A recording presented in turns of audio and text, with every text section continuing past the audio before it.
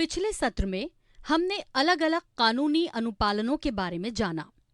इस सत्र में हम एफपीओ को कारोबार चलाने के लिए जरूरी अलग अलग लाइसेंसों के बारे में विस्तार से जानेंगे। सरला जी, इस सत्र में उन कारोबारी लाइसेंसों के बारे में जानना चाहता हूं जिनकी मेरे एफपीओ को आवश्यकता पड़ती है। एक एफपीओ कई तरह के कारोबार कर सकता है, जैसे इनपुट आपूर्ति, उत्पादन, प्रसंस्करण और भंडारण या ट्रेडिंग आदि। कुछ एफपीओ को कुछ विशेष तरह के सर्टिफिकेशंस की जरूरत पड़ सकती है, जैसे ऑर्गेनिक उत्पाद और उचित व्यापार प्रमाणीकरण आदि। एफपीओ को कोई भी कारोबार करने के लिए सबसे पहली जरूरत होगी पैन और टैन यानी परमानेंट अकाउंट नंबर एवं tax deduction and collection account number की। ये दो नंबर किसी भी कारोबारी संस्थान के लिए अनिवार्य है। पैन और टैन केंद्रीय प्रत्यक्ष कर बोर्ड, सीबीडीटी, राजस्व विभाग एवं वित्त मंत्रालय या एमसीए 21 पोर्टल के जरिए हासिल किए जा सकते हैं। विनोद जी, किसी भी एफपीओ जिसका सालाना टर्नओवर 20 लाख रुपए से ज्यादा है, उसे सामान्य करदाता की तरह रजिस्टर करवाना होगा। रजिस्ट्रेशन की इस प्रक्रिया को जीएसटी रजिस्ट्रेशन कहा जाता है। उत्तर पूर्व और पर्वतीय राज्यों के कारोबारी संस्थानों को सालाना 10 लाख से ज्यादा टर्नओवर होने पर जीएसटी रजिस्ट्रेशन करवाना होगा। कुछ खास तरह के कारोबार के लिए जीएसटी रजिस्ट्रेशन हर हाल में जरूरी है। अगर कोई कारोबारी संस्थान बिना जीएसटी रजिस्ट्रेशन कारोबार करता है तो उसे जीएसटी कानून के तहत भारी जुर्माना चुकाना पड़ सकता है। कृषि इनपुट कारोबार से जुड़े एफपीओ को निम्नलिखित लाइसेंस रखना आवश्यक है, जैसे बीज, उर्वरक, कीटनाशी और कीटनाशक।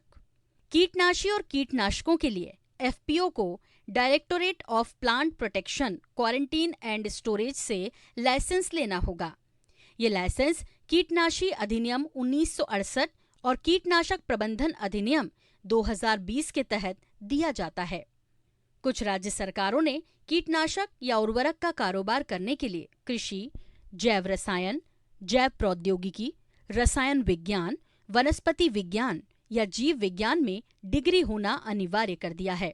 इसलिए इसे उस राज्य सरकार के नियम कानूनों के अनुसार देखना होगा।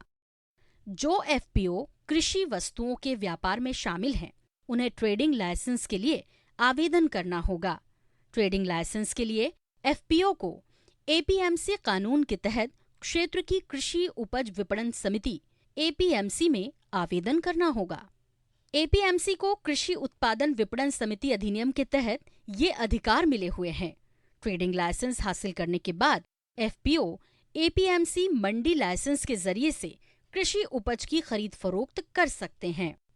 जिन एफपीओ को कृषि वस्तुओं का भंडारण करने की आवश्यकता होती है या भंडारण गोदाम भवन बनाने की आवश्यकता होती है, उनके पास भंडारण गोदाम लाइसेंस होना चाहिए।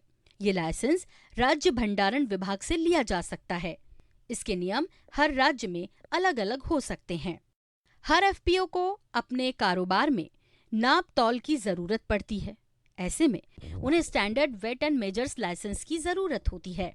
लीगल मेट्रोलॉजी एक्ट 2009 के तहत उपभोक्ता मामलों का विभाग इसके लिए लाइसेंस जारी करता है।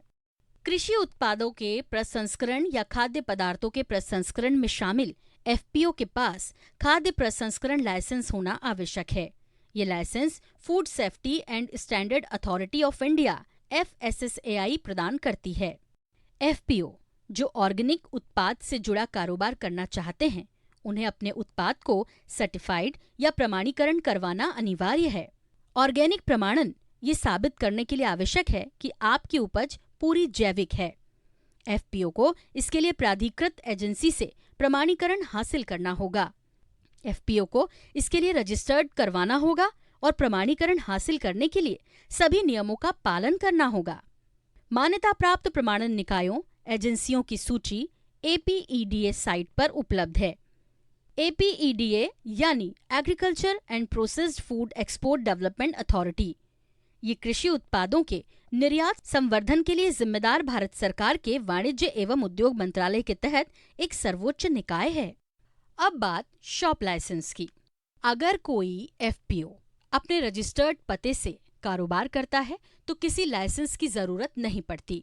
लेकिन ज्यादातर एफपीओ कारोबार के लिए किराए से दुकान या जगह लेते हैं। ऐसी स्थिति में एफपीओ को इसे चलाने के लिए अपने राज्य के शॉप एंड एस्टेब्लिशमेंट एक्ट के लाइसेंस लेना जरूरी है। तो विनोद जी, मुझे लगता है कि अब आप अलग अलग लाइसेंस और प्रमाणीकरण करने वाली एजेंसियों के बारे में अच्छी तरह समझ चुके हैं। बहुत बढ़िया सरला जी, आपने इसे बहुत अच्छी तरह से समझाया। एफपीओ जिस तरह का कारोबार करती है, उन्हें उसके अनुसार संबंधित विभाग से लाइसेंस लेने की जरूरत है। इस सत्र में मैंने सीखा कि पैन, टिन और जीएसटी तो अनिवार्य है ही, साथ ही उत्पादन, प्रसंस्करण, भंडारण, ट्रेडिंग और ऑर्गेनिक उत्पादन से संबंधित हर एक कारोबार के लिए लाइसेंस लेना अनिवार्य है। इसके अलावा कुछ कारोबार ऐसे हैं जिनमें विशेष लाइसेंस की आवश्यकता पड़ती है। ऐसे लाइसेंस उपलब्ध करवाने वाले संस्थानों में शामिल हैं इनपुट कारोबार के लिए कृषि विभाग, ट्रेडिंग के लिए एपीएमसी, भंडारण के लिए राज्य भंडारण विभाग, नापतौल के लिए उपभोक्ता मामलों का विभाग, खाद्य प्रसंस्करण के लिए एफएसएसएआई, ऑर्गेनिक प्रमाणीकरण के लिए एपीईडीए की वेबसाइट पर दी गई अधिकृत एजेंसियों से प्रमाणीकरण और दुकानों और प्रतिष्ठानों के लिए नगर निकाय।